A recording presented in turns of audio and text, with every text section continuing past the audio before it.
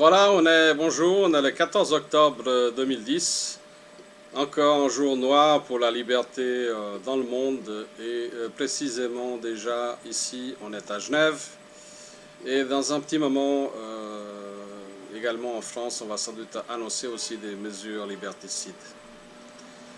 Allons déjà développer un petit peu les mesures pour Genève qui sont pour le moins scandaleuses.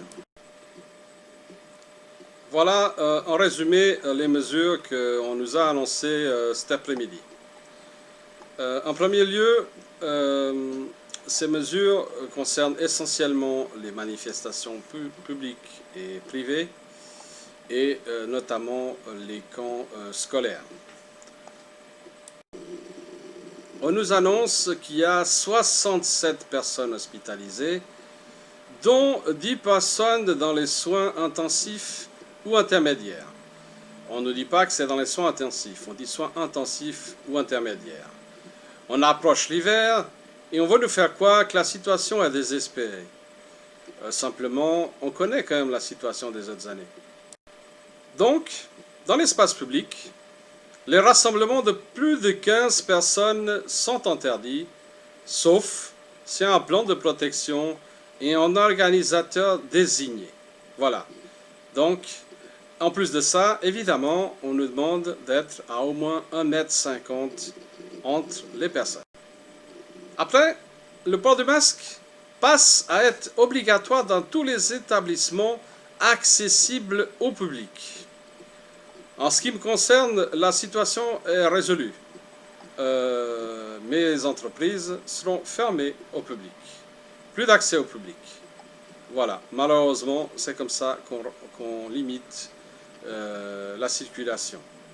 Et je trouve que l'État, pour l'économie, dans ce cas particulier, est complètement irresponsable.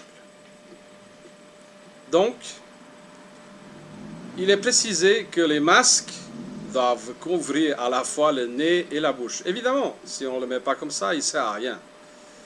Mais il est précisé aussi que sont exemptés du port du masque les enfants jusqu'à 12 ans et surtout les personnes qui, pour des raisons particulières, ne peuvent pas porter de masque, notamment médicales ou pour communiquer comme des sourds ou des malentendants. Donc, il y a quand même ces raisons particulières qui permettent de ne pas utiliser le masque.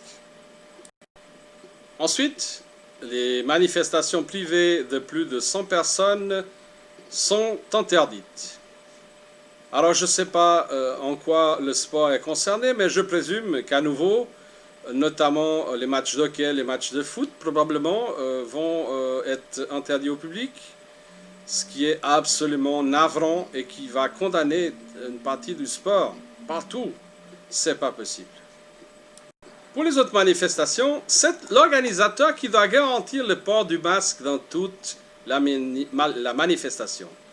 Je ne sais pas comment les organisateurs vont organiser cela. Ils vont mettre un flic derrière chaque personne, peut-être? Je ne sais pas. L'État, il a des vues un petit peu larges. Et, cerise sur le gâteau, évidemment, l'organisateur doit collecter les données de chaque participant. Voilà le flicage qu'on nous met en place de façon de plus en plus systématique. Je vous rappelle qu'on est dans une manifestation privée. Alors, là où ça devient rigolo, c'est les manifestations privées de moins de 15 personnes. Donc, je ne sais pas qu'est-ce qu'ils entendent de manifestation. Mettons peut-être un dîner à 6. Un dîner à 6, l'hygiène des mains, la distance et le port du masque. Évidemment, chez vous et chez moi, on va porter le masque. Je pense qu'ils rêvent. Chez moi, c'est moi qui commande et personne ne rentre sans mon autorisation. Après, des mesures qui touchent encore les enfants, évidemment, mais il fallait s'y attendre. On annule les camps pour les enfants, notamment les voyages d'études au cycle et dans le secondaire. Je trouve que c'est absolument prématuré. 2021, la saison finit au mois de juin. On est en octobre 2020, tout ça pour une petite grippe. Sincèrement, l'État, il se fout de notre gueule. Dernier point, sincèrement moins important, annulation des éléments festifs de l'État.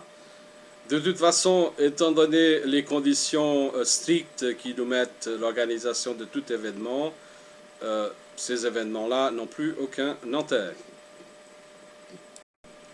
Accessoirement, je vous annonce également une légère augmentation d'impôts à Genève qui a été décidée avec les progressions à froid. On est en train de parler d'environ 1,2% d'augmentation sur la base du barème. Ça ne veut pas dire que vous avez 1% d'augmentation chacun. C'est une moyenne, donc certains vont en avoir beaucoup plus et d'autres beaucoup moins. Maintenant, une minute de sérieux. Mes amis, on est le 14 octobre 2020, après plus de 6 mois d'une année horrible, où toutes nos libertés sont sous contrôle, où bientôt, quand on va devoir aller aux toilettes, on va demander l'autorisation, ou alors on ne pourra pas y aller, ou bientôt on ne peut plus manger, ou bientôt on ne peut plus rien faire. Je crois qu'il faut s'unir, tous et toutes. Il faut absolument qu'on soit dans la même direction, parce que sinon, l'économie va s'écrouler, et ce qu'on nous bassine avec des problèmes de santé, alors qu'en réalité, la mortalité en Suisse, elle est inférieure à l'année précédente. Sincèrement, vous croyez qu'on est dans une crise sanitaire majeure, alors que la mortalité, elle est plus basse? Je crois que le sérieux, il faut qu'il revienne. Il faut que chacun réfléchisse à ce qui se passe. Et ce qui se passe est très grave. On nous diminue nos libertés. Moi, je ne peux pas tolérer. Je vis en liberté depuis ma naissance et je compte rester en liberté toute ma vie. Je ne considère pas ce qui se passe ici dans un pays comme la Suisse comme étant tolérable. C'est intolérable.